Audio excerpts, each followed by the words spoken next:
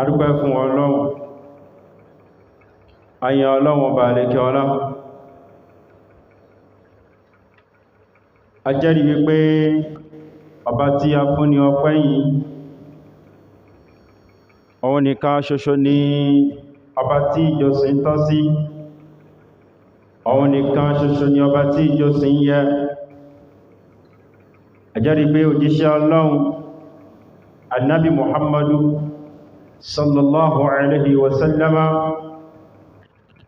annabi Ọlọ́run ní ṣe lóòtọ́, òjíṣẹ́ rẹ̀ ní ṣe pẹ̀lú ẹrú sí Ọlọ́run sì ni. Àyàmà yá mi inú ẹ̀sì Islam, ìbẹ̀rù Ọlọ́run dọ̀wọ́ ẹ̀mí àti ẹ̀yin ní kọ̀kọ̀ àti ní gbangba. Eléyìí ni àsọ́lẹ̀ àwọn ẹni àná yóò máa já sọ́lẹ̀ fáwa ti tòní, àsọ́lẹ̀ náà ni ó máa jẹ́ wáàsí ni ó máa jẹ́ fún àwọn àti ọ̀tọ̀lá tí wọ́n bọ̀ lẹ́yìn wa. Allah subhanahu wa ta'ala tó bá ṣe wípé ẹ̀yin bá gbọ́ lọ́hun gbọ́, ẹ mọ̀ wípé ó pè wá ní Qur'an. Ó ní yá ayyuhal ladhina amanu, ó ní mọ̀ pẹ̀yìn tí ẹ jẹ́ olùgbàgbọ́ òdodo, ó ní ittaqullaha haqqa tuqatih, ó ní ẹ bẹ̀rù Ọlọ́run bó ṣe tó àti bó ṣe yẹ. Wala tamutunna illa wa antum muslimun, ó ní ẹ gbọ́dọ̀ kú àfikẹ́ kú ní mùsùlùmí.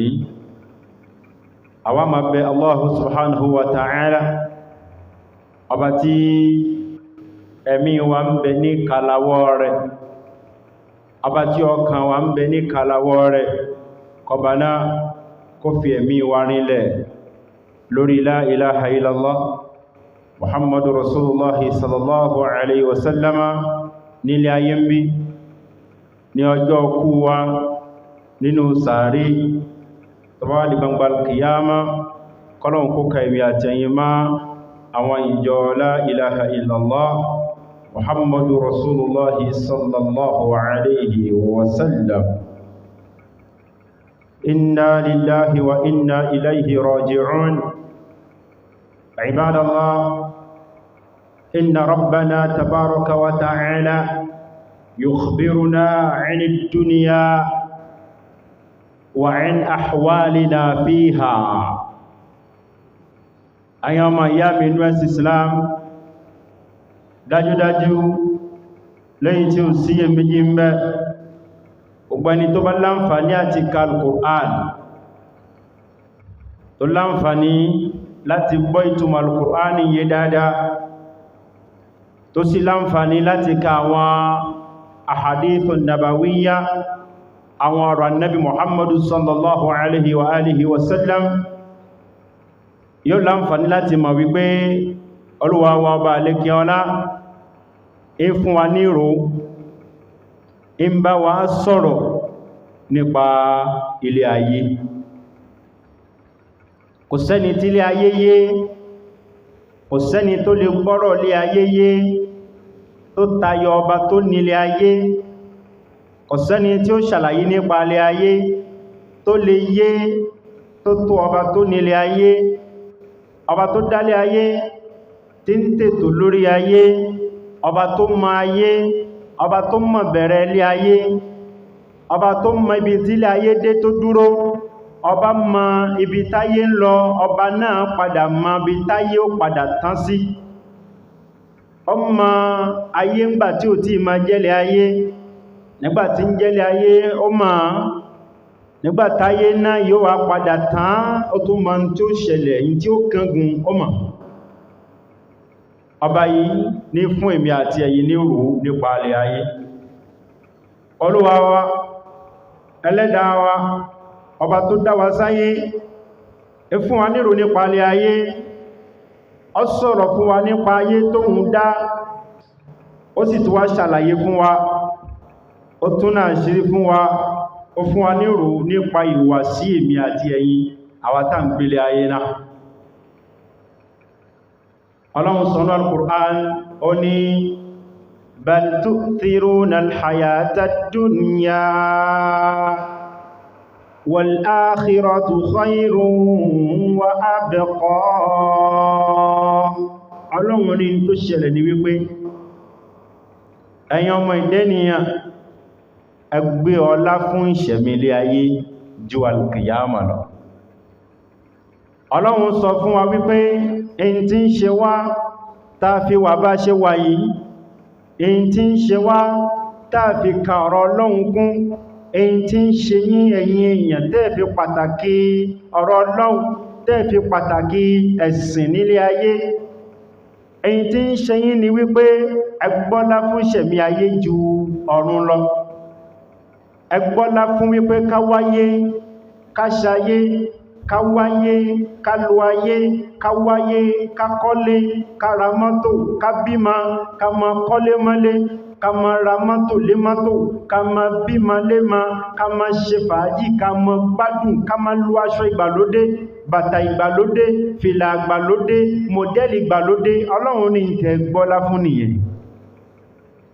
Bẹ́ẹ̀ bá ra mọ́tò kan, ẹ tún máa wá latest mọ́dẹ́lì tí wọ́n ṣí gbẹ̀yìn, ẹ tún máa wá. Ọlọ́run ní tó ṣe yín nìyẹn, ẹ̀yin gbé ọlá fún ìṣẹ̀mí ayé náà ló fà ni wọ́n fi ń pèrún lẹ̀ jẹ́ pé ẹ gbọ́lá fún ìṣẹ̀mí ayé náà ni wọ́n fi ń pè yín ní mọ́ṣáláṣí lẹ̀ lọ. Ẹ gbọ́lá fún ìṣẹ̀mí ayé ló fi di ọjọ́ Jímọ̀ ló múra kó lọ sí Jímọ̀. Bal tu'thiruna al-hayata ad-dunya wal akhiratu khayrun wa abqa. Bẹ́ẹ̀ sì ni alkiyama òun ló lóore jùlọ, ọ̀run ló lóore jùlọ. Kí ló fa sábàbí tó fi jẹ́ pé òun ló lóore jùlọ? Òun ni wípé gbogbo ìgbádùn ayé yìí fúngbà díẹ̀, gbogbo ìṣẹ̀mí ayé yìí bó ṣe wù kó pẹ́ tó láyé fúngbà díẹ̀. Àmọ́ alkiyama bó bá ti kú kúrò lé ayé, tó bá ti dalkiyama kò tún sí ikú má. Ìṣẹ̀mí gbére, ìṣẹ̀mí kánrin kése, alhayatul abadiyya ẹni ń bẹ lálkìyàmà. Alkìyàmà kìí tán, tẹ́yàn bá ń bẹ ní ìgbádùn lálkìyàmà, ìgbádùn yẹn ò ní lópin láyéláyé. Bíyàn bá sì ń bẹ lórí ọwọ́ kejì náà kò ní lópin láyéláyé. Ọlọ́run ní tí ń ṣe yín nìyẹn. Ẹ gbọ́lá fún ìṣẹ̀mí ayé lórí alkìyàmà. Vous avez accordé un privilège, un grand privilège à la vie d'ici-bas. Vous avez privilégié la vie de ce bas monde au détriment de l'au-delà. L'importance que vous accordez à l'au-delà est peu. Bẹ́ẹ̀ sì ni al-Qiyama, òun ló lórí jùlọ, alors que l'au-delà, le jour dernier, c'est ça qui est bien meilleur, c'est ça qui va rester éternellement. Inna lillahi wa inna ilayhi raji'un. Bọ́lọ́hun tí a fi wọlé sínú khutba wa lónìí yóò ṣe ọ̀pọ̀lọpọ̀ èèyàn lè mọ̀ wípé kí ló dé o, èé ti rí, èwo ni inna lillahi wa inna ilayhi raji'un. Et il y a parmi ceux-là qui m'entendent actuellement qui seraient étonnés d'avoir entendu cette expression-là, la phrase inna lillahi wa inna ilayhi raji'un.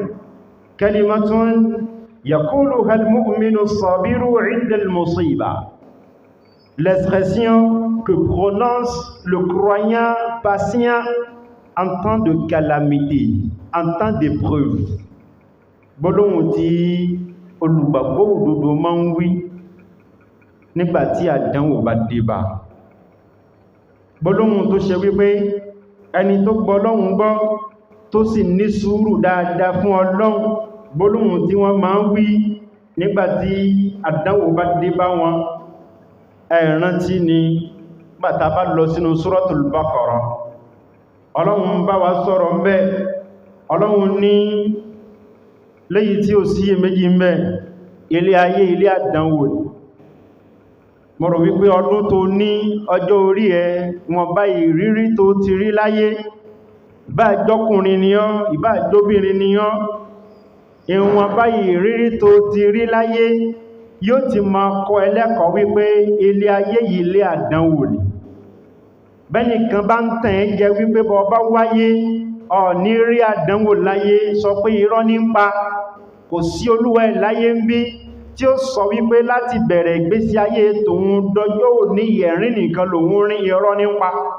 Ó lè jẹ́ àfá, ó lè jẹ́ imam, ó lè jẹ́ pastor, èyí ò kó jẹ́ láyé yìí, ó sunkún gbà kan náà ni, ó sì rẹ́rìn gbà kan, ó dùnnú gbà kan, ó sì bànújẹ́ gbà kan. Èwo lábùrọ̀ mọ́ tara wa jẹ́. Ẹwọ ọ̀pọ̀lọpọ̀ wálé ayé òpùrọ́ ni wá. Ẹni tó níṣòro tí ń pè àwọn ẹ̀pẹ́ kan gbé ìṣòro wá báhùn, ìṣòro tí ẹ̀gan kò tí ìran tán, àwọn ní káwọn lómí ma gbé tí wọ́n wá báhùn. Ilé ayé, ilé àdánwò ni. La vie est remplie d'épreuves, de tentations. Ọlọ́run ni dájúdájú, وَلَنَبْلُوَنَّكُمْ بِشَيْءٍ مِّنَ الْخَوْفِ وَالْجُوعِ. Ọlọ́run ní dájúdájú ọwọ́n dányín wò, ayin tí ẹ jẹ́ ọmọ Ànábì Ádámà tẹ́ ń gbélé ayé, ọwọ́n dányín wò. Ọkùnrin bẹnú àdánwò jàmá, obìnrin bẹnú àmìwò, ọkọ ìyàwó bẹnú àdánwò, ìyàwó gangan bẹnú àdánwò, àwọn ọmọ bẹnú àdánwò, bàbá bẹnú àdánwò, màmá bẹnú àdánwò, ẹni lówó lọ́wọ́ bẹnú àdánwò, ẹni tí ò ní lọ́wọ́ bẹnú àdánwò, ọmọdé bẹnú àdánwò, àgbàlagbà bẹnú àdánwò, onímímọ̀ bẹnú àdánwò, aláìmọ̀kan bẹnú àdánwò, ẹni rẹ̀ bẹnú àdánwò, ẹni burúkú náà bẹnú àdánwò. Ọlọ́run ti sọ síwájú, ó ní gbogbo yín lòun bá wí, kò síbi yóò kó kángun sí, èdè yóò kó mọ́ sọ láyé, ẹ̀sìn yóò kó mọ́ ṣe láyé. Ọlọ́run ní dájúdájú a máa dán yín wò náà ni, bó ṣe tíntínní, bó ṣe kínkínní, bó ṣe díẹ̀, nínú wípé ìbẹ̀rù bójú òun fi dán yín wò. Ẹ̀rù máa bà wá ń gbà mí, ẹ̀rù máa ń bà wá, tó bá wù Ọlọ́run yóò ní kẹ́rù díẹ̀ bá ẹ́. Ọ̀gán tí mo ń sọ yìí tó bá rẹ̀fẹ́ṣí dáadáa ó rí bẹ́ẹ̀ pé láwọn ìgbà kan èrò ó bẹ̀ẹ́, èyí tí ń bẹ̀ẹ́ lẹ́rù yẹn kò yé mi, ó yé jù mí lọ. wal-ju' láwọn ìgbà kan ó rí wípé bí ó pa ẹ́. Allahu Akbar, àdéhùn Ọlọ́run, tálẹ́ni tẹ́bí kí ń pa jẹmọ́ kò sí, ó ti ẹni tó ní mìlíà ebi ń pa. Èyí tó wá fa ibi ẹnì kọ̀ọ̀kan ló wá yàtọ̀. Ebi ń pa ẹlòmíì lọ́wọ́lọ́wọ́ bàtílẹ̀ ti mọ́ lè mọ́ ìtí fi nǹkan kẹnu. Ẹlòmí tẹ́lòmí jẹ lónìí kọ̀kọ́já pé ó mu gàrí díẹ̀. Èyí tẹ́lòmí rí jẹ lónìí kọ̀kọ́já wípé tọ́ọ̀gbà tí ń tọ́rẹ rẹ̀ ń jẹun tó gbẹ̀gbẹ̀ kọjá, ọ̀rẹ́ ẹ̀ kàn fún ní ṣíbí ìrẹsì méjì ló kàn lẹ́nu látàárọ̀. Àdánwò ẹlòmí nìyẹn. Ẹlòmí ní mìlíà lọ́wọ́. Àmọ́ lọ́wọ́lọ́wọ́ yìí, láti ìgbà tílẹ̀ ti mọ́ dàsìkò táwà yìí kò tí jẹ nǹkankan. Kí ló dé? C'est parce qu'il est occupé. Ọwọ́ ẹ̀ ha. He is busy. Kò láǹfààní àti jẹun, ebi ó sàásì pa. Ó dìíwó lọ́wọ́ ń gbà mí. Ọmọ wọ́n jẹ kiri, ó sì ní róúnjẹ jẹ. Tó bá tó róúnjẹ náà ń gbà mí, ó lè mọ́ wùn ẹ jẹ, ebi ó sì máa pa ẹ́ nítorí pé àdéhùn Ọlọ́run ni. Ọlọ́run dákun má fi bí pa wá. Wa naqsim minal amwali wal anfus. Nínú àwọn nǹkan tọ́lọ́run fi mọ́ dán wa wò láyé, òun ni pé ẹ̀dínkù máa ń bá owó wa.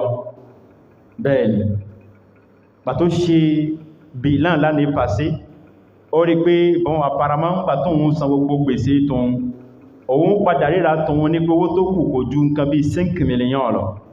Àmọ́ lọ́wọ́lọ́wọ́ yìí ní ìsìn 5 mílíọ̀n yẹn àwọn tí ṣe bìlán o, àmọ́ kò gbé 100 mílíọ̀n ma, ọwọ́ yóò máa dínkù. Ẹlẹ́ lọ ọjà lónìí kẹta gan kẹkó wálé kí ní máa dùn, ẹlẹ́ lọ́lọ́lá kẹ má gbà pọ́n nǹkan. Ọjà tẹ́tí ń pàtẹ, tẹ́tí ń ta nǹkan, tẹ́ǹta nǹkan, kọ́dà tẹ́tí ń karamọ́ kìlíyàn wípé ó ti tó ẹ máa lọ, ó ti ń palẹ̀ mọ́. Ọjà yẹn lẹ́pàtẹ́ ń gbà mí títí ẹ̀sìn ní ta, ẹnìkan ò ní pè yín, ẹnìkan ní yọwọ́ ẹ̀. Bẹ́ẹ̀ bá tún sọ pé ẹ wá rà, wọ́n sọ pé àwọn ò rà, kò sówó. Ọlọ́run ló wọ́n máa dán yín wò pẹ̀lú pé kówó yóò máa dínkù àti kí ẹ̀mí máa dínkù. Allahu Akbar. Èyí tí máa ń sábà gbomi lójú wa jù ní tí a sọ nísìn, àdánwò níbi ẹ̀mí, àdánwò níbi pé kọ́lọ́run máa gba ẹ̀mí, àdánwò níbi wípé kíyàn máa kú. Bàbá ẹlòmíì kú, ìyá ẹlòmíì kú, ẹ̀gbọ́n ẹlòmíì kú, àbúrò ẹlòmíì kú, ọ̀nkù ẹlòmíì kú, tántì ẹlòmíì kú, ọmọ ẹlòmíì kú sálùkìyàmà. ọ̀rẹ́ tímọ́tímọ́ fẹ́ lómi ó bọ́ sálùkìyàmà ó fò ṣánlẹ̀ òkú jàmá àdánwò ńlá ni ọlọ́run dákun bá wa dáwọ́ ẹ̀dù ọlọ́run ní wathamarat àdínkù ma bá wọn èso yín àtàwọn nǹkan tẹ́gbìn sóko ọ̀pọ̀lọpọ̀ yẹn ti ń sunkún ní ìsìn ẹlòmí ti ń banújẹ́ ní ìsìn pé gbogbo àgbàdo tó ń gbìn ti jóná àwọn ẹlòmí náà ń tẹ́wọ́ síwájú ọlọ́run wípé tọ́ ṣé tàwọn náà ò ní jóná ẹlòmí ti àgbàdo bọ́lẹ̀ gbogbo àgbàdo ti rọ sóko lọ́bá dòkó ní ó wá ṣe báyìí pé òun wo iye owó tóun ná sórí ẹ̀ka yìí ṣé owó òṣìṣẹ́ la fẹ́ sọ ní àbí wàhálà àbí ìnáwó tóun ná sórí kóun fẹ́ gbin oko tó bá ro gbogbo ẹ̀ títí ìbànújẹ́ ó sì débà ẹlòmí dóko àsìkò tó yẹ kó kéré oko ó rí pé tóun kó lọ́dún yìí kò tẹ́ pé bùrúẹ́tì kan bẹ́ẹ̀ sì ni láwọn anípasẹ́ òun máa ń kó nǹkan bí tìtàn 6 àwọn èso kò ní wáyé àwọn nǹkan ọgbìn kò ní wáyé àdánwò ní látọ̀dọ̀ ọlọ́run fi máa ń dánwà wọ ní kò sẹ́ni tí ò ní tabá àwọn ìmáàmù kan bẹ àwọn náà ń dákó ó bá àwọn náà ìgbà ẹni wá súnmọ́ ń di ìṣe dáadáa ọlọ́run dákun gbogbo ẹni tó bá wa sáùkì ẹ̀ ọlọ́run ní àwọn tó ń ka yìí ẹmọ̀rí náà ọwá ní wa bashiri sabirin Ànábì Muhammad sallallahu alaihi wasallam bá mi fún àwọn ní sùúrù ní ròdùnú ìwọ náà imam ìwọ àfá bá mi fún àwọn ní sùúrù ní ròdùnú alladhina idha asabatuhum musiba qalu inna lillahi wa inna ilayhi raji'un àwọn ẹni tó ṣe wípé bí musiba bá bá wọn bá dánwò bá dé bá wọn gbólóhùn tí ma ń tẹnu wọn jáde òun ni wípé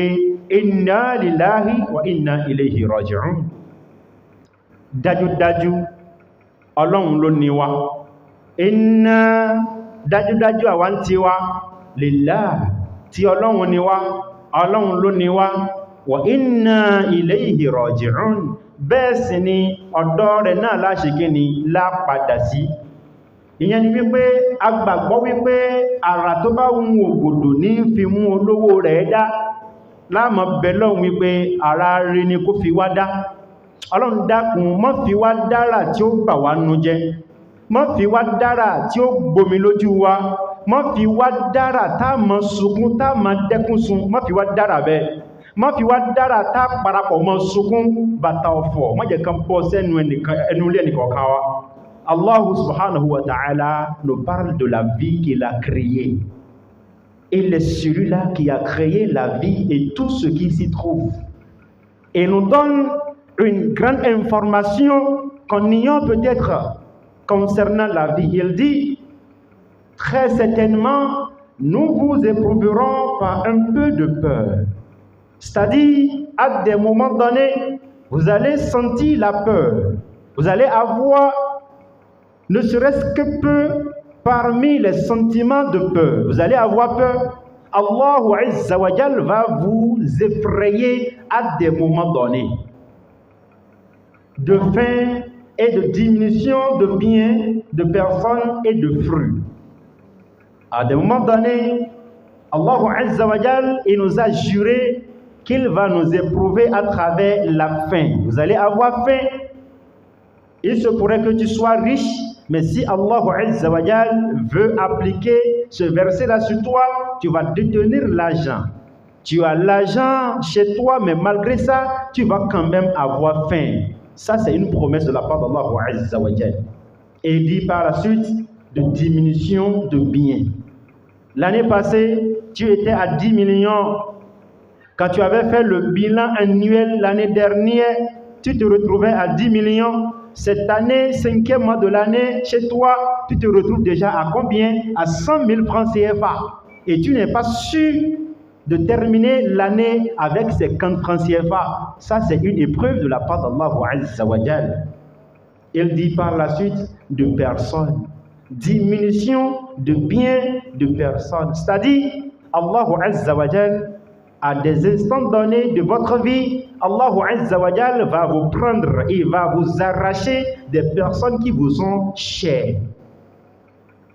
Que ce soit papa, maman, frère, soeur, cousin, cousine, ou bien même des enfants de moment donné. Qu'Allah Azza wa Jal nous épargne de ces épreuves douloureuses. Allahumma amin. Et il dit par la suite, et de fruits. Vous allez cultiver, vous allez avoir des hectares de champs sur lesquels vous avez planté des choses, des fruits, mais en moment de récolte, vous n'allez récolter que peu. Allah va diminuer ça.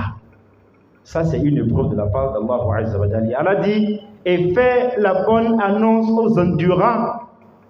Yani, dans ce sillage-là, dans cette perspective-là, Allah Azza wa Jalla ordonne à son messager, à son prophète Mohammed, sallallahu alayhi wa sallam, de donner la bonne annonce aux personnes qui sont endurantes. Il dit, et fait la bonne annonce aux endurants, ceux-là qui disent quand un malheur les atteint, certes, nous sommes à Allah, c'est-à-dire, nous appartenons à Allah.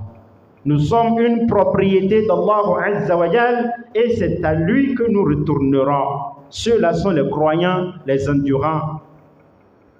Inna lillahi wa inna ilayhi raji'un. Ayama ya min Islam. Ọlọ́run ló ní wa. Ọ̀dọ̀ ẹ̀ la padà sí ya ayyuhan nas. Ẹ̀yin ọmọ ìyá mi tẹ́ ń gbọ́ mi. Ẹ̀yin èèyàn tẹ́ ń gbọ́ mi ní dédé àkókò yìí. Bí a bá wo àyà tí a kà ní ìsìn, a rí wípé ọ̀kan nínú àwọn àdéhùn yẹn ń ṣẹlẹ̀ lọ́pọ̀lọpọ̀ lẹ́nu ọjọ́ mẹ́ta yìí. Àdúgbò wo lẹ dé tẹ́nìkan ò kú? Ìlú wo lẹ dé tẹ́ gbọ́ pé nìkan kú? Bẹ́ẹ̀ bá wọlé sádùúgbò, ẹ gbọ́ pé èèyàn méjì kú, èèyàn mẹ́ta kú. Àtúnṣe ẹnìkan nírọ̀lẹ́ yìí o, àná la sí ẹnìkan o. Bẹ́ẹ̀ bá dé ìtẹ́, Allahu Akbar, as-sufuf, àwọn sọ́fú ń pọ̀ lọ ni. Bí wọ́n bá láǹfààní àti lọ sí ìtẹ́ nítorí pé ẹni tó kú lọ́sẹ̀ tó kọjá èèyàn ti ẹni, tó bá fi lọ lẹ́yìn ọ̀sẹ̀ méjì, ó rí wípé àwọn sàárè tí wọ́n ti tún wà, ó ti tún pọ̀. Àwọn èèyàn ń kú lójoojúmọ́, àwọn èèyàn ń kú láti gbàdégbà, àwọn èèyàn ń kú from time to time. Les gens meurent du jour au lendemain. À chaque instant, il y a une personne qui rend l'âme. Àwọn èèyàn ń kú. Ikú tó wá pọ̀ jù ní ìsìn ikú òjijì ó tó pọ̀. Ẹ rí wípé kí ní jẹ́ ikú òjijì jàmáà, ẹni kọ́ làwọn èèyàn bẹ̀rẹ̀ sí ní máa kú. Les gens mouraient. Àwọn èèyàn ti ń kú tipẹ́tipẹ́. Les gens continuent toujours de mourir, mais il y a une différence. Il y a les morts inattendues. Les morts subites. Àwọn èèyàn ń kú lójijì. Ceux-là dont on n'espère pas la mort d'ici 50 ans, ils meurent. Àwọn ẹni tó ṣe pé láàrin 50 ọdún sígbà tá wà yìí, à ń retí pé wọ́n fẹ́ kú, wọ́n kú lójijì. Ẹni tá jọ ṣàdúà lánàá wípé Ọlọ́run dákun gùn wá lẹ́mìí, ó bá dọdún tí ń bọ̀, á jọ ṣe báyìí báyìí, ilẹ̀ mọ́ la gbọ́ pókú. Ẹni ẹjọ́ wo bọ́ọ̀lù tán láṣálẹ́ àná, tẹ́jọ jà nítorí àwọn èkípù yín, ilẹ̀ mọ́ la gbọ́ pé lágbájá ti bọ́ sí kìyàmù. Ẹni ẹjọ́ jẹun lánàá, ẹjọ́ pàdé ni, vous êtes rencontrés au resto, vous avez mangé ensemble, vous êtes dit à demain, Inch'Allah, à nos revoir. À nos revoir là, c'est Yawmul Qiyamah si Allah le veut. Il dit, mais c'est impossible. Mais on vient de se séparer tout à l'heure. Tout à l'heure même, oui, tout à l'heure, mais il est déjà parti. Dans un accident, peut-être. Mort inattendue. Àwọn èèyàn ń kú lójijì. Ayyuhan nas. Ẹ̀yin èèyàn. Innal mawta haqiqatun la tunkaru. La mort est une réalité qu'on ne peut jamais nier. Nous croyons tous en la mort. Gbogbo alágbàgbọ́ pé ikú yẹn ìmọ̀ ń dé bá ní. Ìwà ń dé bá wa lójijì.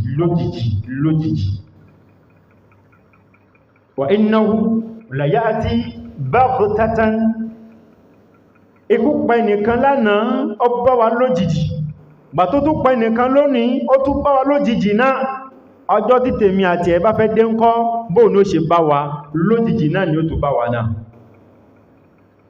ikú tẹ́rí yẹn yakhtifu fi lahadatin la mort débarque en un laps de temps et fait son travail básìkò ẹnìkan bá tó ikú ó dé bá lẹ́sẹ̀kẹsẹ̀ yóò sì mú lọ la yursilu isharatan fayunziru ikú ò nífẹ̀ẹ́ nìkan ránṣẹ́ sí ẹkọ́ wá kí ẹ nílọ̀ wípé ṣọ́ra mo ti ń bọ̀ o bó bá fẹ́ ṣiṣẹ́ tí ẹ̀ il travaille de façon minutieuse in ṣiṣẹ́ bó ṣe tó àti bó ṣe yẹ ni kò nífẹ̀ẹ́ nìkan ránṣẹ́ o wala yaqruqu baban fayasta'dhinu la mort ne frappe jamais à la porte de quelqu'un pour demander de permission avant d'entrer non ikú ìkànlẹ̀kùn fún ni náà èyí tí máa ń wọlé lẹ́yìn kan lẹ̀kùn ni èmi àti ẹlà kọ́lé yìí la ṣe lẹ̀kùn síbẹ̀ la ṣe kọ́kọ́rọ́ síbẹ̀ ẹni tó bá wọlé tó bá já wọlé bí ò bá kan lẹ̀kùn á sọ pé kò lẹ́kọ̀ọ́ ikú kò ní kan lẹ̀kùn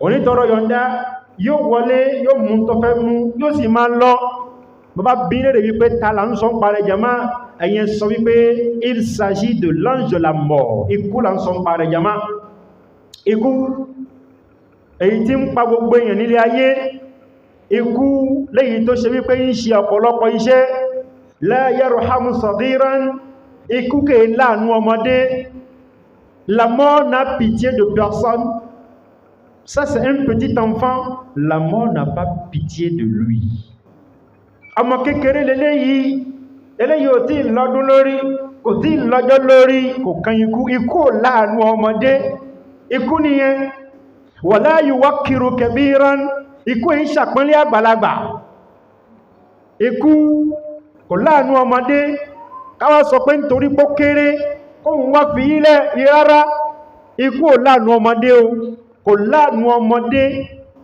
wala yuwakkiru kabiran kò sì kí ń ṣàpọ́nlé àgbàlagbà parce que cette personne là est une grande personne non la mort ne respecte aucune grande personne parce que cette personne est une personne âgée il faut que je la laisse ça c'est pas dans l'emploi du temps de la mort bó kéré kò kàn bó dàgbà kò ṣe kí ni kò kàn la ya'ba'u bil amjad wala yaktarithu bil a'yad ikú la mort s'en fout de ta gloire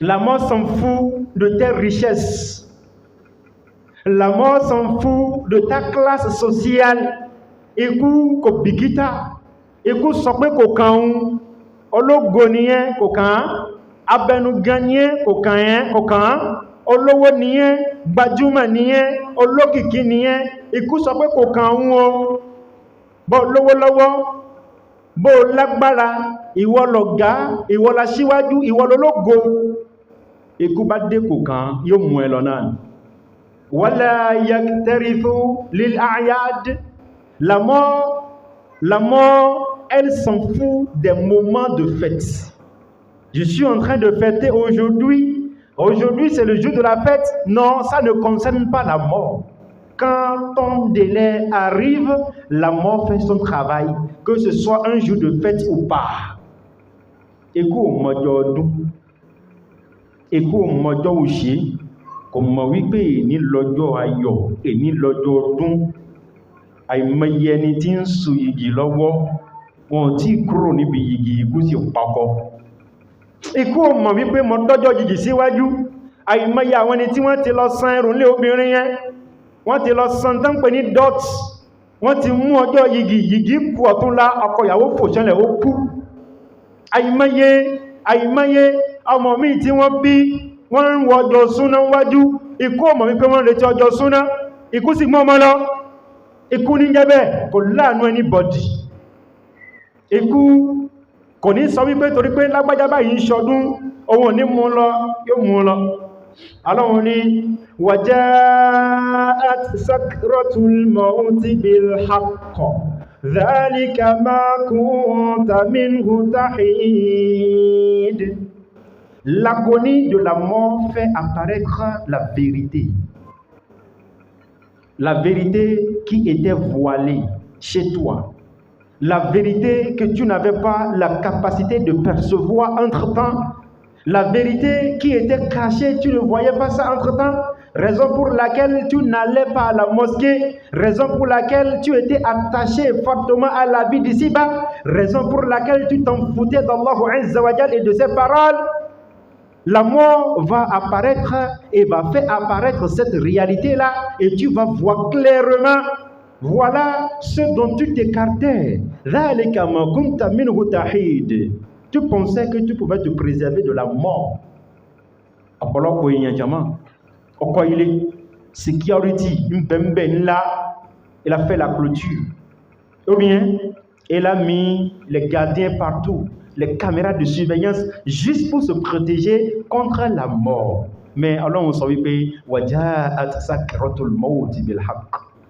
l'agonie de la mort viendra à toi certainement et va te dévoiler la vérité. La mort dont tu fuyais était proche de toi. Écoutez, on est quand les cocotos wale. Alors on est à wale riku. Yo dewa bene kakanyi. Yo wa jekeri ododo. Ododo eyite ritele te fi gbodon ngbo. Ododo to pamọ́ sí yín tí wọ́n wí fún yín tẹ́ ń fèjé pàlàbà rẹ̀. Ọlọ́run ní bí kú bá dé, ikú ó ṣí gàgá lójú ẹ̀. Ọ wà rí wípé aṣọ Ọlọ́run ló yẹ ká sí. Aṣọ yẹ ká kírun, aṣọ yẹ ká gbàwẹ̀, aṣọ yẹ ká ṣe Islam. Ikú ni ó dé fẹ́lòmíì ni ó ṣẹ̀ṣẹ̀ wá jẹ́ kó mú àwọn òdodo yẹn. Ọlọ́run ní dhalika ma kunta minhu tahid. Ẹni tó ń sá fún gbàkan nìyẹn. Ọmọ ìyá mi, ọ̀ká olówà lọ́wọ́ ẹ̀. On est apparemment tu es en train de parler de la bague que j'ai portée, mais cette bague-là, c'est une bague mystérieuse. C'est une bague significative parce que c'est une bague de protection. Contre quoi? La mort, tu te trompes largement. You're lying to yourself. Tu es en train de te mentir. On parole. Olo kayi bekude ngbe ikude. Ok, babaláwo tó ṣe fún ẹ, bàbá ẹ̀ ńkọ́, ó ti kú. Kí ló dé tí kò gbekude fún un jàmá? Ikú lèmi àti ẹ̀ à ń sá fún. Ẹ bá délé àti láwí ẹwà bẹ́ẹ̀ díẹ̀ tó gbé síbẹ̀. Ọlọ́mi yẹn kóhun tó kúrò nlé, òun gbọ́dọ̀ fi bọ́jú kóhun tó kúrò nlé. Nítorí pé omi yẹn òun ni ó máa yẹ ikú nù fóhun. Ó ń tẹ́rẹ ẹni o. Wọ́n ní ikú pa babaláwo bí ẹni tí ò gbọ́fá. Ó pa oníṣègùn bí ẹni tí ò mẹ́gbò. Ó pa àfáà bí ẹni tí ò mọ̀ la ilaha illallah. Bí kú bá dé kò mọ̀ fá. Bí kú bá dé kò mọ̀ lè máa mú. Ikú bá dé kò mẹ́ni tí ń ka Kùránì. Ó ń ka Kùránì kò kan ikú. Ṣọ́lọ́run ní kò wá ṣiṣẹ́. Yóò ṣe iṣẹ́ tó fẹ́ ṣe yọ́ lọ. Ọlọ́run ní ọjọ́ kan ń bọ̀ wá o. Ikú yóò dé wá bẹ́mi àti ẹ lójijì. Gbogbo ń tẹ́ ń sá fún kò jù bẹ́ẹ̀ náà lọ. Ọ wá rí pé bó ṣe lágbára tó, bó ṣe lẹ́fàn lẹ́ẹ̀kan tó, ìwọ ló dọ̀bálẹ̀ yìí, ìwọ ló wà ní kàákà yìí, ìwọ ló ń gbọ̀n yìí bí ẹni tó kó pàlú. Pàlú ìsìnkọ́ o, ẹni tó ju pàlú lọ ní ṣe. Ọlọ́run dákun jẹ́ kí kúkọ́ iṣẹ́ rẹ̀ mẹ́nìkọ̀ọ̀kan wa lọ́wọ́. Al-mautu yamdi fi tariqihi wa la yatawaqqaf. La mort continue son chemin et ne s'arrête jamais. Ikú ń tẹ̀síwájú lórí ìrìn àjò ẹni o. Ikú rìn náà ti ẹ lọ́ní. Ikú kò ní dúró. Wọn bí bàbá lẹ́ni tó da ikú dúró. Ikú ò tí dénianti va le fi protéger contre la balle. Quand la mort arrive, même un son de tir peut te faire partie. Torí pé kí ni jama écoutez dé. Yamurru wa la yakurru. La mort avance. Elle ne recule jamais. Bọ́bá ti dé, tí bá ti ń bọ̀ wá, ọ̀sí tí ó dá padà jama, wa ma min ahadin minhu yafir. Il n'y a personne qui puisse s'échapper de la mort. Kò sẹ́ni tó lè sá fún ẹni tí a mọ̀ ní ikú. Jama ikú, la yastajibu li nida'i malhufin. La mort ne répond pas à l'appel de quelqu'un qui désire la mort. Parce que tu désires la mort, parce que dans la vie, il y a des gens, ils se disent qu'ils sont fatigués de la vie. Ils se disent qu'ils sont fatigués des épreuves de la vie et ils se demandent la mort. C'est pas parce que tu es en train de demander la mort que tu vas mourir, non. Alors ikú il est tombé. Káwá sọ pé ńgbà tó ṣe pé tí ń béèrè ikú ni ó fi wá kú. Rárá, ọ̀rọ̀ ikú ò rí bẹ́ẹ̀ o jàmá. Wala li raqabati raghibin. Káwá rí wípé il y a quelqu'un qui désire la vie tellement, il y a quelqu'un qui n'aime pas la mort, il désire tellement la vie à cause de cela que la mort le laisse. Non, la mort va faire son travail. Kìí ṣe pé torí pé ìwọ ò fẹ́ kú, torí pé o ti ń sá fún ikú, torí pé ilé ayé ni ìwọ kó lé kàn ni kó wá fi ilẹ̀ ní òní pa ẹ́. Rárá o, mọ́ tàn rẹ̀ jẹ o. Ikú kìí bẹ̀rù, kìí sì láàánú ẹnìkan wípé gbà tí mo dé bá lágbájá wàhálà dé bá, gbà tí mo dé bá lágbájá ìbẹ̀rù bójó dé bá, ìnira dé fún à cause de l'agonie de la mort ne laisse personne à cause de ça. Egbò nítorí wípé ńgbà tó ń dé bá lágbájá ẹwọ bí ṣe ń pọ̀n, ó ti yàgbẹ́ sára, ó ti tọ̀ sára, ojú ẹ̀ ti yípo, ojú ẹ̀ ti padà lágbárí, kóhun tẹ ṣàánú ẹ̀ kóhun fi sílẹ̀. Rárá o, ikú ń lọ ti ẹ̀ ní ń báṣẹ́ ẹ̀ lọ ní jama. Wala li khawfi khaifin. Ikú ò ní padà sẹ́yìn nítorí pé ìwọ ti ń bẹ̀rù, ó ń sá lọ, ikú ó ṣe iṣẹ́ ẹ̀ náà ní jama. Subhanallah. Wala li law'ati ummin. Ikú kò ní torí wípé ìyá yìí ń sunkún, ọmọ tóun ní kú lọ yìí, ọmọ tóun ní wọnú sàárè lọ yìí, ikú ò ní torí ìbànújẹ́ ìyá yẹn kó fi sílẹ̀. Allahu Akbar. Ikú ẹnìkan ló bí ọmọ, ó ní kú dájú. Allahu Akbar. Ṣé kú dájú? Ọlọ́run ló dá ikú bẹ́ẹ̀. Ìyá ń sunkún báyìí, ọmọ mi má lọ, ikú sì mú lọ. Ikú àwọn ṣafakọ́tí abin, bàbá yìí láàánú ọmọ ẹ̀gán, ń ṣọ lọ́jọ́jọ́, ń sá lọ sọ́tún, ń sá lọ sósì. Ikú ò ní torí wàhálà bàbá yẹn kó fi ọmọ yẹn sílẹ̀ o. Àwọn hanini ukhtin, àwọn ẹ̀gbọ́n lóbìnrin, àbúrò lóbìnrin, wọ́n ń ṣàánú rẹ̀, wọ́n ń káàánú rẹ̀, ikú ò ní torí ẹ̀ kó fi sílẹ̀ o.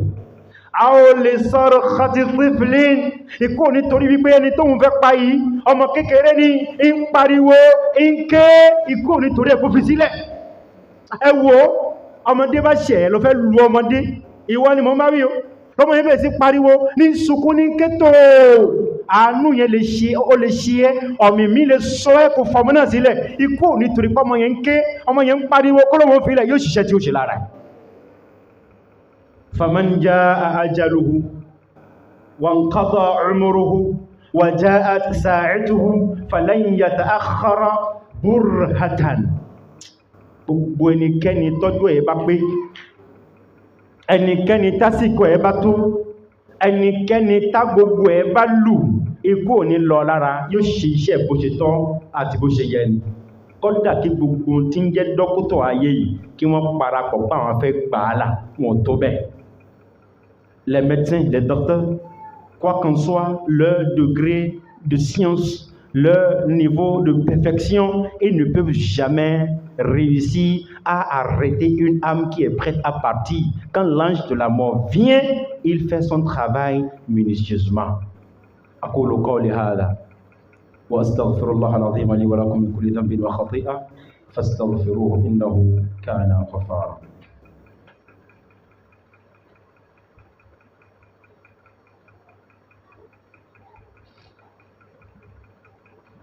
الحمد لله والصلاة والسلام على رسول الله وعلى آله وأصحابه أهل الله.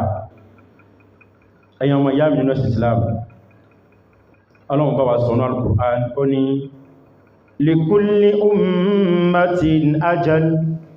Ọlọ́run ní gbogbo ìjọ èèyàn láyé, ìkọ̀ọ̀kan wa láyé la ní ọjọ́ wa ta fẹ́ lò láyé tí kó fi wá bá wa. Kí ní yẹn kò yí ọ̀pọ̀lọpọ̀ èèyàn. Èmi tí mo ń bá yín sọ̀rọ̀ yìí, èyí tí ń jẹ́ ajal, al-ajal, òun ni ọjọ́ tèmi fẹ́ lò láyé, òun ni ọdún tí mo fẹ́ lò láyé, òun ni oúnjẹ tí mo fẹ́ jẹ láyé, omi tí wọ́n mu láyé, aṣọ tí wọ́n wọ̀ láyé, gbogbo ohun tí mo fẹ́ ṣe láyé tí wọ́n báyìí tí ṣe tán ìní lọ. Ìwọ tó ń gbọ́ mi yẹn, gbogbo ohun tó wá ṣe láyé yẹn báwo báyìí tí ṣe tán òní lọ, nítorí pé bọ́lọ́run ṣe dẹ́nì kọ̀ọ̀kan wa ó fún ní ọjọ́ tí ó lò láyé, ìwọ kọ́ ló yan. Àṣìsọ ọ̀rọ̀ ni Yorùbá máa ń sọ wípé àkúnlẹ̀yàn làdáyébá, adáyé tán ojú ń kán gbogbo wa. Bọ́ bá rí pé nìkan fẹ́ kúnlẹ̀ kó yàn bì kan, tàlẹ́ni tí ó yàn kó òun kúrò ọmọ ọdún 3, tàlẹ́ni tí ó yàn pé ìgbà tó òun ṣẹ̀ṣẹ̀ gbéyàwó tó òun gbádùn lọ́wọ́ ní kó òun kú. Ẹnìkan ò yàn bì kan, Ọlọ́run ló kọ́ fẹ́nìkọ̀ọ̀kan wa. Ọlọ́run ní likulli ummatin ajal, ẹnìkọ̀ọ̀kan ló ní ọjọ́ tí ó kú, ẹnìkọ̀ọ̀kan ló lọ́jọ́ tí ó wọ sàárè tí ẹ̀. Ọlọ́run wá ní fa idha jaa ajaluhum, tọ́jọ́ kú wọn bá dé, bọ́jọ́ kú tí ẹ bá dé, bọ́jọ́ kú tèmi bá dé, Ọlọ́run ní la yasta'khiruna sa'a, Ọlọ́run ní ẹ̀ tó bẹ́ẹ̀ ẹ̀ lè lọ lára wákàtí kan. Ẹ gbọ́ mi, bọ́jọ́ kú ẹnìkan bá dé, ṣe rí tí ń jẹ́ ò tó bẹ́ẹ̀ ò lè fi kún ọjọ́ náà. Wala yastaqdimun, bákan náà ẹ̀ lè kánjú ẹ̀ pé kó tètè lọ. Bàbá yìí ti ń jìyà ti pẹ́, ìyá yìí ti ń jìyà ti pẹ́, ọmọ yìí ti ń jìyà ti pẹ́, inú ìnira ló wà, kó tí ẹ̀ kókó máa lọ, wallahi ìyẹn ò ní pé kókó. A nífẹ̀ẹ́ dáadáa, a fẹ́ràn ẹ̀ dáadáa, a ń gbádùn ẹ̀ dáadáa, ń ṣe dáadáa fún wa, ń ṣe rere fún wa, ń tọ́jú ẹbí, ń tọ́jú ọ̀rẹ́, ń tọ́jú jàmá, wípé ká wá lọ lára ẹ̀ tó bẹ́ Ọlọ́run ni ẹ̀ lè rọ lára láíláyé. Allah dit azza wa jal, pour chaque communauté, il y en a un terme. Pour chaque individu, pour chaque âme qu'Allah azza wa jal a créé dans la vie d'ici-bas, il y a un terme. Et tu m'as dit terme, on est qu'un jama òpin, une fin. Alors on est, quand le terme vient, ils ne peuvent le retarder d'une heure. Quand le jour, quand l'heure va sonner, tu ne peux jamais retarder yani ta mort d'une durée d'une heure. Alors on et ils ne peuvent le hâter non plus. Tu ne peux pas non plus presser la mort de faire son travail. Le travail qui est prévu pour midi 00 quelques tiers, tu ne peux jamais avancer ni retarder. Ça c'est le degré d'Allah azza wa jal. Tere iba yé wa dáadáa. Baba gbọ́ yé bẹ́ẹ̀ wípé ikú yẹn Ọlọ́run ti kọ́ yóò sì wáyé náà ni. Àkíyèsí kan bẹ tó wùmí ká ṣe ẹ̀yàn ọmọ ìyá mi lọ́sí Islam. Nítorí pé Ànábì Muhammad sallallahu alayhi wa sallam ó ní lọ́jọ́ ọjọ́ kan Jibril wá bá òun alayhi salam. Nabi Muhammad sallallahu alayhi wa sallam, il nous dit un jour, Jibril est venu à moi. C'est-à-dire Jibril m'a rendu visite, il m'a visité et il m'a dit quelques mots. On dit Jibril wá bá òun lọ́jọ́ ọjọ́ kan. Ló bá ń sọ wípé ya Muhammad, ire Muhammad, ish ma shi'ita fa innaka mayyitun. Il dit, fais la vie comme tu veux. Fais le nombre d'années que tu voudrais faire de la vie d'ici-bas. Fa innaka mayyitun. Vis comme tu veux. Vis la durée, l'année que tu veux. Fa innaka mayyitun. Ma pe oku. Oni ire Muhammad. Tanimba wijama Muhammad. Ya Muhammad, ish ma shi'ita fa innaka mayyitun. Mo ṣe wọ́n ni ó ṣe mí, iye ọdún tó wọ́n ni kò ṣe láyé, àmọ́ gbà wípé òkú ni ẹ́. Òkú ni ẹ́, kò sí bó ṣe wù kó pẹ́ tó láyé, òkú ni ẹ́. Kò sí bó ṣe wù kó lọ ọlá tó láyé, òkú ni ẹ́. Ìtumọ̀ òkú ni ẹ́ ni wípé òun bọ̀ wá ṣe kíni jama, òun bọ̀ wá kú. Ya Imam, ish ma shi'ita fa innaka mayyitun. Ìwọ Imam, ṣẹ̀mí bó ṣe wọ́n láyé, ìyà ọdún tó wọ́n ni kò ṣe, àmọ́ gbà wípé òun bọ̀ wá kú. Gbogbo ẹni kọ̀ọ̀kan wa náà in tó mú tí Jìbìrìlù ti sọ bẹ́ẹ̀ fún Nàbí, ìwọ gan gbà wípé òun bọ̀ wá ṣe kíni jama, òun bọ̀ wá kú. Ọdẹ ni àwa ni wa ahbib man shi'ita fa innaka mufariqu. Il dit aime qui te plaît, aime la personne que tu veux, aime la personne que tu désires. Sache qu'un jour tu vas être séparé de cette personne-là. On est en tout cas où on est connu j'aime tellement ma femme, j'aime mon mari, j'aime mes enfants, j'aime mes amis. Sache qu'un jour vous allez vous séparer. En tout cas où on est connu jama. Babi pe ojojo kan bo o nbo wa ya won ohun ya gbere nbo wa wáyé láàrin méjèèjì. Jibril wá ń sọ wípé wa'mal ma ashita en tó wọ́n ni kó ṣe níṣẹ́, fais ce que tu veux, accomplis ce que tu veux comme action, comme acte dans la vie d'ici-bas. Sache qu'un jour tu vas rencontrer tes œuvres. En tó wọ́n ni kó ṣe láyé amaya iṣẹ́ wo wọ́n ni kó ṣe láyé babi pe ojojo kan bọ̀ wá ó pàdé iṣẹ́ ọwọ́ ẹ̀ tí ó dúró ẹ̀ báyìí. Èmi àti ẹ kí ni iṣẹ́ ọwọ́ wa? Kí ni tèmi àti ẹ tá ń ṣe?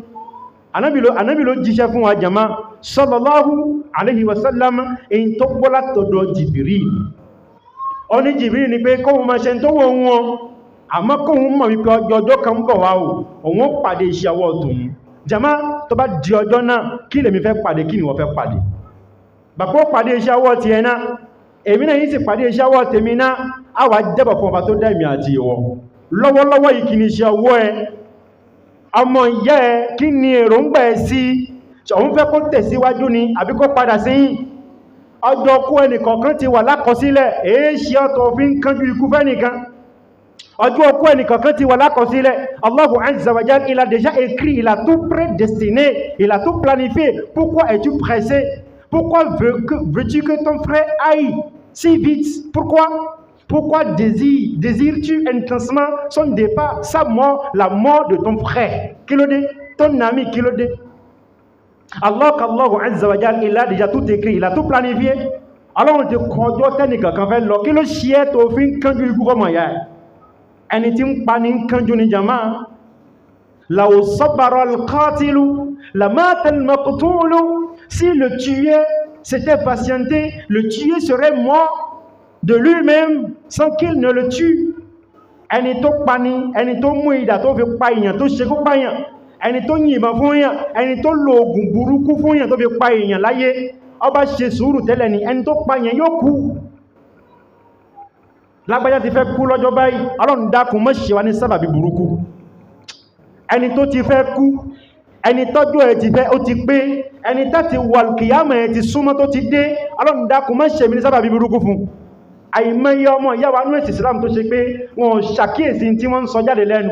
Ọlọ́run ti sọ pé ẹ̀yin ọmọ Ànábì Ádámà, ó ní wa qul li ibadi, sọ fáwọn ẹrú sí mi o, ẹ̀yin tẹ́ gbọ́ Ọlọ́run gbọ́ yaqulu allati hiya ahsan, kí wọ́n sọ nǹkan rẹ̀ lẹ́nu. Ẹlòmíì ti fẹ́ kú jẹ́jẹ́jẹ́ fún rẹ̀ tẹ́lẹ̀ rí o, àmọ́ gbólóhùn tí wọ́n sọ yìí ó wá ṣe dédé ọjọ́ tó kú, wọ́n ní wọ́n ló pa. Bẹ́ẹ̀ sì ni ẹnìkan yìí pààyàn Ọlọ́run ní máa ń pa ni. Ẹlòmíì ti fẹ́ kú tẹ́lẹ̀ rí, àsìkò ojú ọkú ẹ̀ ti tó, àsìkò yìí ni wọ́n lọ sa oògùn burúkú kan sí lọ́wọ́ kú, ìwọ ló pa, ó jìyèrè lálùkìyámà. Àìmọye èèyàn kéèyàn gun orí maṣíìnì ẹ̀ kó sì dáràn nítorí pé ó fẹ́ kó kú náà ní kókó láyé, kéèyàn wọnú mọ́tò ara rẹ̀ kó sì dáràn nítorí pé ó fẹ́ kókó láyé, kéèyàn báyàwó ara ẹ̀ sùn kó sì máa kó mọ́gùn. Allahu Akbar. Africain èèyàn dúdú ẹ burú, ayé ẹ burú, ẹ ti gbàgbé wípé ọjọ́ ikú Ọlọ́run ní kọ́, Ọlọ́run ní pláni ẹ̀, bọ́lọ́run bá pa ẹnìkan kò lè kú, kí ló dé tó fẹ́ pa ọmọ ìyá ẹ̀?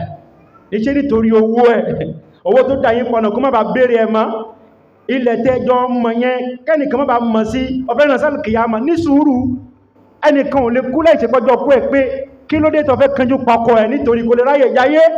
Ọ̀pọ̀ láàrin ìlú jẹma, ẹlòmíì yóò máa wá tí ó fi rọ́kọ ẹ̀ sọ́nà àpàpàǹdodo, ọwọ́ ti ṣe sùúrù. Ọwọ́ sáré rẹ̀ bọ́jọ́ bá pé, ọwọ́ sáré rẹ̀ bọ́jọ́ bá pé, àwáyé máma kú ò sí ẹyẹ ṣe wàhálà, àwáyé máma kú ò sí ẹjẹ́ ṣe sùúrù, ọwọ́ sáré rẹ̀ bọ́jọ́ bá pé. Kí ló dé tó fi jí lóru tó ń pọ̀fọ̀ nítorí ọmọ ìyá ẹ̀? Kí ló dé tó fi jí lóru tó ń pọ̀fọ̀ nítorí ẹgbẹ́ ẹ̀, ó ń pọ̀fọ̀ nítorí àbúrò ẹ̀? Ìyá kan ló sì bí, bàbá kan ló bí yín. Ará ìdání ẹ́, kí ló dé tó jí lóru tó ń pọ̀fọ̀ nítorí ọkọ ẹ̀? Kí ló dé tó jí lóru sẹ́ tó lọ wẹ̀ nítorí ọkọ, ìwẹ̀ tó lè wẹ̀ lọ́sàn-án ó sì ń wẹ̀ lóru nítorí ọkọ ẹ̀? Kí ló dé? Ẹ bá wo ohun tí ń bẹ níkùn Africain noir, et son ventre est noir, son corps est noir, ses œuvres sont noires, lui aussi il est noir. Sa mentalité est noire. Il ne veut jamais progresser et il ne veut jamais le progrès de son frère. Ọmọ ìyá ẹ̀ ríṣẹ́, wọ́n sì ń yọ lọ́tún lósì o èyí tí ó fi pàdánù iṣẹ́ ìlò wà kiri Áfíríkẹ́ kí ló ṣe wá jẹmọ́ tó Ọlọ́run ẹjẹ́ ajáwó lápọ̀n tí ó yọ ẹjẹ́ agbómi lákaná wọ́n wọ́ sàárè mi ìbọjọ́ bá pé èmi wọ́n wọ́ sàárè mi ìbọjọ́ bá pé àwáyé máma kú ò sí ẹjẹ́ ṣe sùúrù ní sùúrù réfléchis à autre chose plus bénéfique que cela ọ̀pọ̀lọpọ̀ ọdọ́ ogun burúkú kú ọwọ́ wọn tí mo fi ń ṣíra wọn ń ṣùdá ẹmọ gbọ́pẹ́ lágbàjá jásàl kìyàmá lágbàjá kú ẹni fẹ́ kú yóò kú ẹni fẹ́ kú ní ó kú gbogbo ẹni tó bá kú náà kí ní ó kú fún jama wọ́n kú fún ikú ibi tó lọ yẹn ìwọ́gán ṣe kí ni jama ọ ń bọ̀ wá lọ ọ̀rọ̀ ikú láwùjọ wa khutuba kan ò lè gbà kò lè yanjú ẹ̀ àmọ́ ẹ jẹ́ aṣọ́ra wa ká sì ṣọ́n tá máa sọ fúnra wa ẹlòmí ò lóògùn kankan lọ́wọ́ kò ní nǹkan burúkú kan lọ́wọ́ o àmọ́ nítorí pé wọ́n jà nítorí 2000 francs ọ́nà mi lọ bá wí bẹ́ẹ̀ ó sì gbà tó sọ yẹn ó wá ṣe dédé ẹjọ́ ọkọ̀ ìtàn ló kú ọlọ́pàá wa mú níjọ́ kejì ọlọ́pàá wa gbé nílé nítorí pé gbogbo àwọn yẹn ṣe wọ́n jẹ́ tèmọ́ ìpé il a dit qu'il va le tuer et il est mort òun kọ́ ló sì pa ẹwọ òun kọ́ ló pa ọ ní ìwọ èmi ló bá wí oyún tí ń bẹ́ǹkùn ẹ̀ tó bá bí sáyé má pè mí ní